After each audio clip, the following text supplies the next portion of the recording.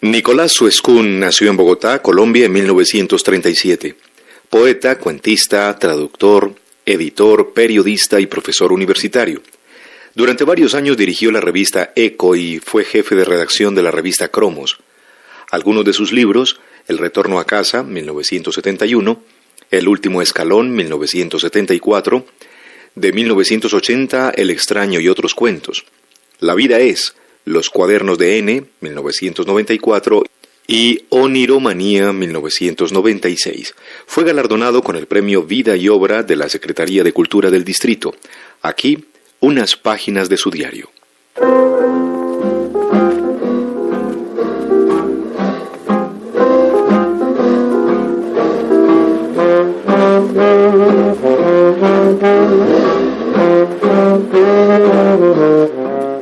Desde que aprendí a leer en el colegio de la Presentación de las Hermanas de la Caridad, empecé a leer los libros que había en la casa. Mi abuelo, Eugenio Peña, paisajista de la Sabana, había sido secretario de la Escuela de Bellas Artes. Vivíamos en la Casa de los Derechos, donde estaba la imprenta de Antonio Nariño, que imprimió allí los derechos del hombre. Queda en la plazuela de San Carlos, frente a la iglesia de San Ignacio. Era propiedad de Andrés de Santa María, que para ayudar a mi abuelo, que durante años había sido secretario de la Escuela de Bellas Artes con un sueldo misérrimo, le había dado la administración de una finca cafetera y la casa en usufructo. Mi abuelo se había quedado ciego y cuando aprendí a leer, a los 5 o 6 años, le empecé a leer Don Quijote. Desde ese momento comencé a leer vorazmente. Leía más que todo libros serios, pero también libros de aventuras y la poesía clásica española, el romancero. A los 10 o 12 años, en mi casa no había muchos libros y yo compraba los que podía y también prestaba libros de la Biblioteca Nacional. Y a veces me los robaba. En una librería que quedaba en la Carrera Sexta me enamoré del cancionero de Juan Alfonso de Baena. Es un gran cancionero de poetas de fines del siglo XIV. En un momento en que estaba el librero distraído, cogí el libro y salí corriendo. Casi 10 cuadras. Nadie me persiguió. Casi no lo podía agarrar. Tiene 750 páginas en un papel grueso, es gordísimo. Todavía lo tengo. Tal vez leí algún libro de Emilio Salgari. A Julio Verne no lo leí. Era un niño muy raro.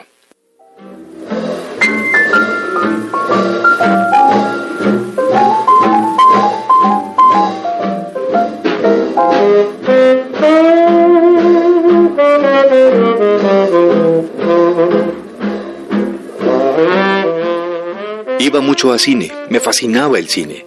El Capitán Blood, con Errol Flynn y Olivia de Havilland, de Michael Curtiz, la vi varias veces. La película es de 1936 y yo nací en 1937.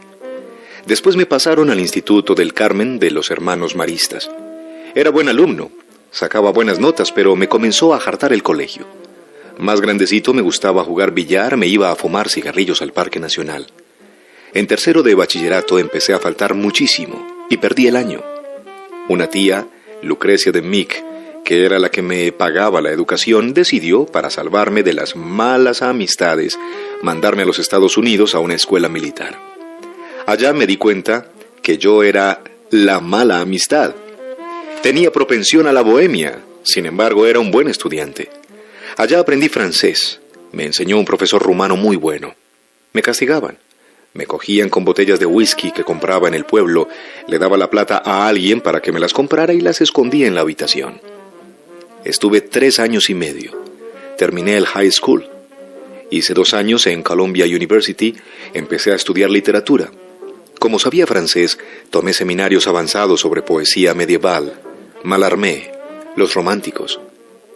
Allá leí todo Dostoyevsky. Es el escritor que más me ha conmovido por su amor a la humanidad, por la intensidad de sus libros. A través de él leí a muchos escritores rusos, Gogol, Tolstoy, Chekhov. No terminé la universidad. Al finalizar el segundo año, mis tíos no pudieron seguir pagándomela porque el peso se había devaluado y no les alcanzaba la plata. Me vine a Colombia, tenía unos 22 años. Di clases de inglés en los institutos electrónicos de idiomas, así los llamaban. Ponían a los alumnos a escuchar los patrones del inglés y los profesores tenían que hacer lo mismo que las máquinas. Las clases no podían ser más aburridoras, pero me permitieron ahorrar un poco de plata y me volví a vivir a Nueva York. Se me acabó el dinero sin haber conseguido trabajo. Pasé una época de mucha pobreza. No tenía dónde vivir. Pasaba la noche en el subway. Encontré trabajo en Braniff. Allí estuve unos meses hasta que conseguí trabajo en la biblioteca médica de la Universidad de Columbia. Eso me daba derecho a tomar clases de noche. No duré casi porque en ese momento, por tener visa de residente, me llamaron al ejército. Estaban empezando a mandar gente a Vietnam. Imagínate, yo no quería ser soldado gringo. La ambición mía en esa época era ser profesor de literatura en una universidad norteamericana. Fue afortunado que no pudiera quedarme, tal vez habría sido un buen profesor, habría sido otra vida, y esa vida académica es bastante aburridora y estéril. Los académicos tienen una visión de la vida muy peculiar, y en Estados Unidos viven como en islas, rodeados por un mar de fanatismo e ignorancia.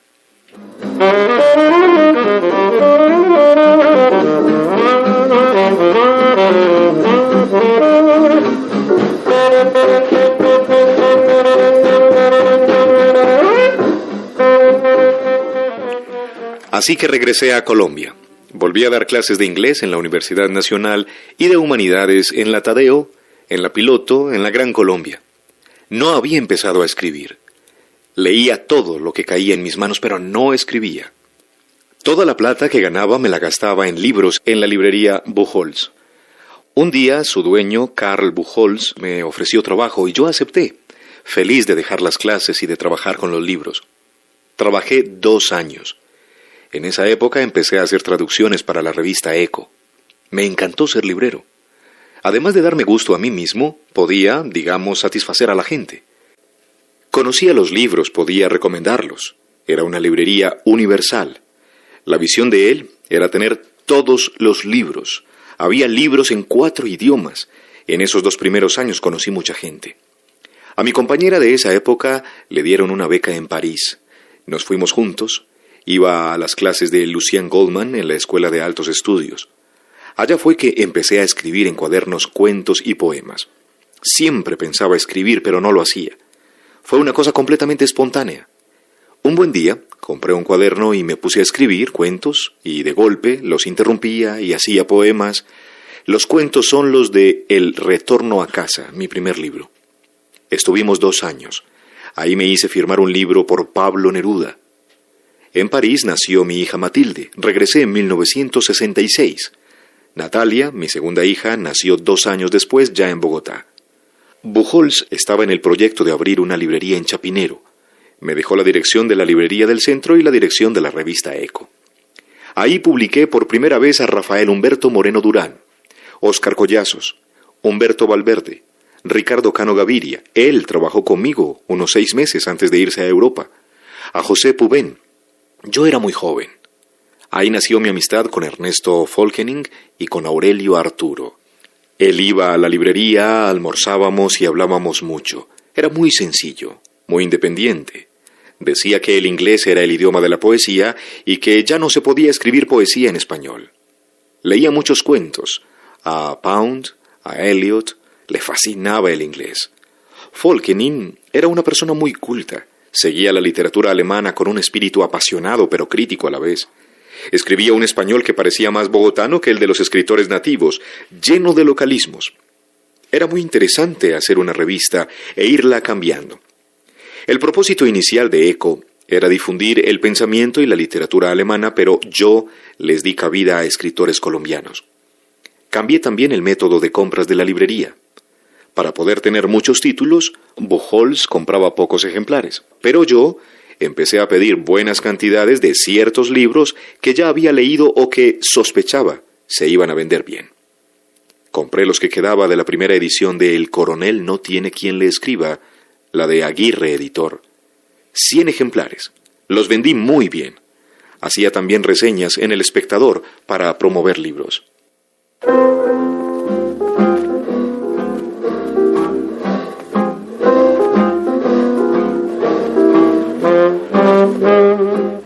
Mientras estuve en Eco publiqué pocas cosas mías. Hice una antología de cuentos colombianos que me encargó Ángel Rama, 13 cuentos colombianos. Él estaba casado con Marta Traba. Era muy amigo de los dos. En esta época conocí también a Felisa Burtzin. Era una mujer extraordinaria, una gran artista y una mujer que le inspiraba a uno alegría. Tenía una risa estruendosa, muy peculiar, que se imponía a todo, como la de José Pubén, otro gran amigo de esa época que escribía un libro por semana, pero que solo publicó 2 pequeños libros de poemas vanguardistas, Las gradas de ceniza y MNN. Era uno de los pocos vanguardistas que ha habido en Colombia, país que se distingue por su conservatismo y donde no hubo poesía surrealista. Tenía una biblioteca inmensa en cajas de cartón, unas encima de otras. De esos años es también amigo Alberto Hoyos, que era maravilloso cocinero y un gran bohemio. Muy distinto era Fernando Martínez Sanabria, el Chuli. Tenía tal vez la mejor colección de discos de Bogotá, o por lo menos la más sofisticada, al igual que una biblioteca de libros de arte y literatura maravillosa. Hice muchas traducciones importantes, como el prólogo de la traducción de Marguerite Yourcenar a la poesía de Cavafis. Es una versión en prosa, tal vez la mejor que hay. El prólogo incluía muchos poemas, así que fui el primer traductor de Cavafis en Colombia. En esa época mi poeta favorito era Artie Rimbaud. Había comprado sus obras en Nueva York. Empecé a traducir El barco ebrio. No la publiqué entonces. No estaba satisfecho con ella. A la librería llegaban todos los libros y así descubrí un montón de escritores, pero me dieron una beca de escritor en Iowa y dejé la librería y ECO a cargo de Juan Gustavo Cobo Borda. Estuve 9 meses. Tenía uno mucha libertad, se reunía semanalmente con los otros becarios y hablaba de literatura. Lo principal que me pasó allá fue conocer a Juan Sánchez Peláez. Traduje poemas de él para que los pudieran leer en inglés en los recitales. Esas fueron mis primeras traducciones al inglés. Era el poeta más poeta y la persona más impráctica que he conocido. Había vivido como 7 años en Nueva York y no podía pedir una comida en un restaurante.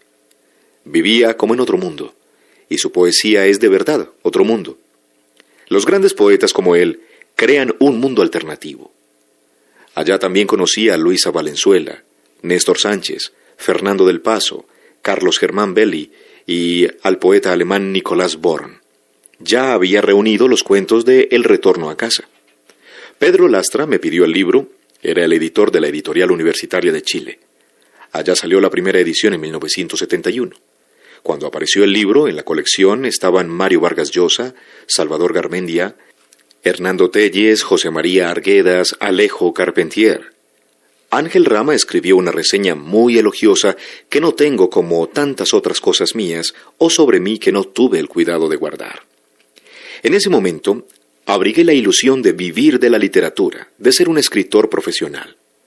Regresé a Bogotá, escribí una novela que nunca he publicado, ni terminado bien, y a los pocos meses me fui a Berlín con otra beca. Era una beca mejor, pero allá me deprimí mucho. Había mucha tensión. Era terrible ir a Berlín Oriental, donde había una atmósfera muy burguesa. No podía ir uno a un café y sentarse en una mesa porque le decían, no, esa mesa está reservada para funcionarios de provincia del partido invitados a Berlín. Había que ponerse corbata para ver las obras de Bertolt Brecht. Las calles muy limpias, pero sin vida. Era un contraste tremendo con Berlín Occidental. Allá, con Nicolás, íbamos a muchos bares y a recitales. Conocí a Günter Grass. Ya era amigo de Hans Magnus Enzensberger. Lo había conocido en Cabimas, en un encuentro de escritores de Venezuela, al que fueron como 1000 novelistas, poetas, críticos y políticos. En Berlín no pude casi escribir. Me puse a dibujar y a hacer dibujos y unos collages violentos con recortes de revistas y de libros pornográficos. Allí hice la primera exposición de Nicolás. La segunda fue en Bogotá, en la Galería Belarca. Yo siempre había dibujado, pero allá lo hice con más ahínco. La literatura para mí ha sido un modo de expresarme. Yo he sido muy tímido, introvertido. Y cuando no he escrito, hacía dibujos o collage. No aprendí a pintar, pero tenía una voluntad y un sentido gráfico. Todavía hago algunas cosas de diseño gráfico. Siempre he ido mucho a los museos de las ciudades donde he vivido. En Nueva York, por ejemplo, pasaba horas enteras en el Museo Metropolitano y en la Galería Frick. En Berlín estuve un año. Allá pude leer algo de Brecht en alemán. No lo aprendí desafortunadamente bien porque el tipo de vida que llevaba allá era más bien bohemio. Pero pude leer a Kafka y a otros escritores y poetas con estilos sencillos. No he leído casi traducciones del inglés y del francés. Siempre he preferido leer el original. Regresé a Colombia, di clases de literatura, pero empecé a hacer traducciones para vivir. A Hernando Valencia Gelkel lo conocía desde la Buchholz. Empezamos a ser amigos desde ese momento. Era un hombre absolutamente excepcional. Aprendí mucho de él. También discutíamos mucho de política. Él era una persona de una inteligencia prodigiosa. La gente no lo aprecia mucho. No ha habido un ensayista como él en Colombia. No escribió tanto sobre literatura colombiana. Lo hizo sobre sus amigos. Jorge Gaitán Durán, Eduardo Cote Lamos. Su ensayo más conocido sobre literatura colombiana se llama Destino de Barba Jacob, que no me parece el mejor. Escribió sobre Malcolm Lowry, Cesare Pavese, Isaac Babel, Evelyn Waugh, Cyril Connolly, George Steiner. Escritores sobre los que no hay tanto interés ahora, aunque son algunos de los escritores del siglo XX que van a sobrevivir. La amistad con él era muy entrañable, de respeto mutuo. Era muy irónico, no cínico y muy profesional. Sus ensayos muestran un conocimiento total de los escritores. También era muy autocrítico. Ninguno de sus libros, que son colecciones de sus reseñas y ensayos, fue hecho por él. Todos, menos el último, Lección del Olvidado, que son los prólogos que escribió para la colección Cara y Cruz de la editorial Norma, los compiló Juan Gustavo Cobo. Su modesta ambición era comprender y dar a conocer a sus escritores favoritos y a los que iba descubriendo gracias a su curiosidad y a su acervo de información. Pero se quedó en el tintero. Por ejemplo, Henry James. Nunca llegó a hacer un ensayo sobre él. O Vladimir Nabokov, dos escritores que le encantaban. Hasta el último momento disfrutó la lectura a pesar de estar muy enfermo.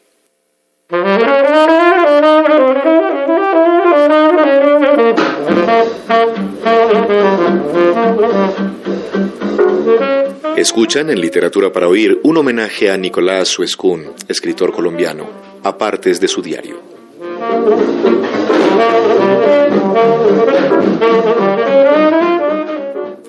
En 1980 apareció El extraño y otros cuentos. Este libro de cuentos cortos es un puente entre el cuento y la poesía. El modelo mío es el cuento clásico norteamericano, un fragmento de vida, algo así como una ventana, a través de la cual uno ve a unos personajes en un momento crucial de sus vidas, de tal manera que misteriosamente las abarcamos por completo. Pero los cuentos del extraño son distintos, a veces muy cortos, lo que llaman ahora minicuentos. Estos son una visión muy somera de algo y está, para mí, emparentado con el poema. Yo podría poner entre mis poemas algunos de esos cuentos, sobre todo a partir de Oniromanía y otro libro que tengo inédito, Noticias del futuro y otros delirios. Había publicado poemas en antologías, como los cuentos reciben tal vez más atención que la poesía, el cuentista es un novelista en ciernes, me clasificaron como narrador, con el resultado de que los prosistas decían que yo era poeta y los poetas que era prosista, queriendo decir que era mal poeta o mal cuentista según el caso. He publicado 4 libros de poemas, 3 AM, La vida es, La voz de nadie y Bach Bach. La poesía es expresión y a la vez también la búsqueda de una forma. Yo escribo una poesía muy clara que se entiende. Los poetas que creo que han influido en mí han sido poetas no metafóricos. Todos los poetas chinos, Brecht, muchos poetas norteamericanos. Antes y después de mi trabajo en la Universidad Nacional, fui director de la biblioteca durante la primera rectoría de Marco Palacios, trabajé en la revista Cromos. Hacía reseñas de libros, artículos. Traduje del inglés, entre otras cosas, el ensayo autobiográfico de Jorge Luis Borges en 1981. En la revista Nueva Frontera hacía portadas, me gustaba mucho. Yo era un periodista sui generis. Era casi un necrólogo oficial. Se moría un personaje y me tocaba a mí hacer el perfil. A veces me sentía casi como un empresario de pompas fúnebres. También empecé a escribir artículos de política internacional. Me encantaba. Siempre me ha interesado lo que está pasando en el mundo y contar con algo de objetividad lo que está pasando o hacer predicciones, por ejemplo, que Ronald Reagan, ese actor mediocre, iba a ganar las elecciones. Estaba tan al tanto de las cosas que cuando el atentado contra las Torres Gemelas le dije a Margarita inmediatamente: ese es Bin Laden. A Margarita la conocí cuando trabajaba en la Biblioteca Nacional. Llevamos 18 años juntos. Yo estaba en ese momento muy deprimido y conocer a Margarita me salvó la vida. Ahora digo que me conservo bien gracias a ella. Le he escrito poemas de amor y tengo un librito que contiene un poema casi épico sobre ella.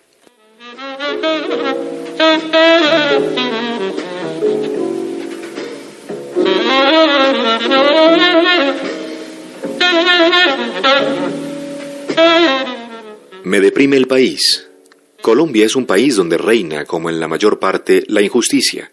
Pero aquí, la hipocresía la ha barnizado siempre, en mayor grado creo que en otras partes. Por eso escribí en un poema: abrí los ojos y me dijeron que en país de ciegos hiciera como el ciego.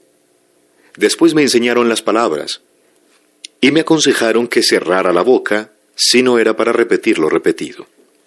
Cuando yo estaba pequeño, la diferencia de clases era monstruosa. Ahora sigue siendo monstruosa, porque los ricos son más ricos y los pobres son muchos más y más pobres. Pero hay una clase media que esconde un poco esa abismal diferencia de clases. A mí me gusta mucho traducir porque es un ejercicio hasta cierto punto creativo, en una forma constreñida porque lo que se busca es trasladar el contenido de un texto al idioma nativo, o en mi caso también al inglés, que es como mi segundo idioma, en la forma más exacta posible. Y para llegar a eso hay que, a veces, darle muchas vueltas a las cosas, sobre todo en la poesía. En Colombia hay ahora muy pocas posibilidades de hacer traducciones literarias porque el mercado aquí es muy pequeño. Así que me he visto obligado a traducir toda clase de textos, a veces informes o libros de administración y otras materias. Pero he traducido libros muy buenos como El río, de Wade Davis, y libros de historia como Repúblicas en armas, de Clement Thibault, o Colombia antes de la independencia, de Anthony McFarlane. Otro que me gusta mucho es Los periodistas literarios, de Norman Sims. Pero claro que he preferido traducir a Flaubert, a Rimbaud, a Yeats, en muchos casos por iniciativa mía, como los centenares de poemas que he traducido al español y desde hace unos años al inglés. Estas últimas son traducciones de poetas colombianos que hago para la página poetryinternational.org a través del Festival de Poesía de Medellín. Y he traducido poemas de Luis Vidales, Raúl Gómez Hattin, María Mercedes Carranza, Mario Rivero, Héctor Rojas Erazo, Carlos Obregón, Piedad Bonet, entre otros. En 1994 publiqué Los cuadernos de N. Es mi libro más popular, tiene muchos fans jóvenes.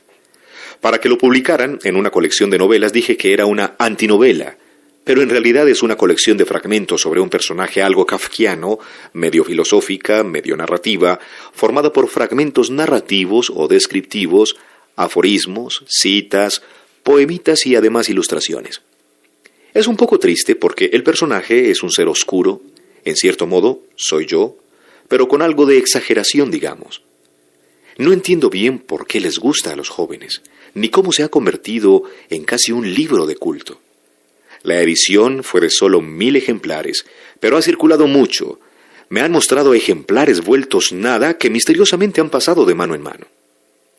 He escrito muchísimas reseñas y ahora tengo la idea de hacer un libro de ensayos. Yo pensaba que no podía superar la simple reseña, pero he tenido que escribir ensayos, ya sea como prólogos o conferencias.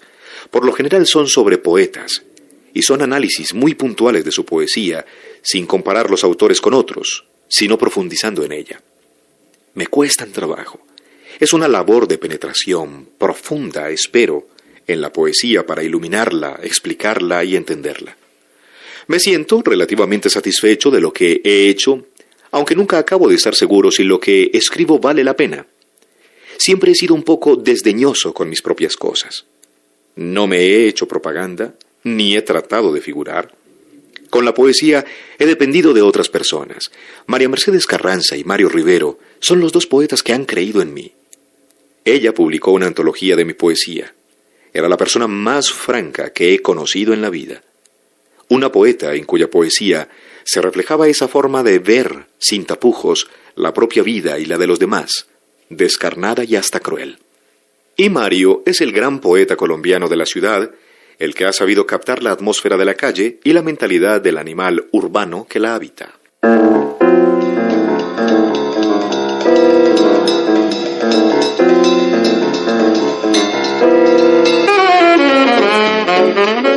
Hoy les hemos presentado en Literatura para Oír un homenaje al escritor colombiano Nicolás Soescún, a partes de su diario.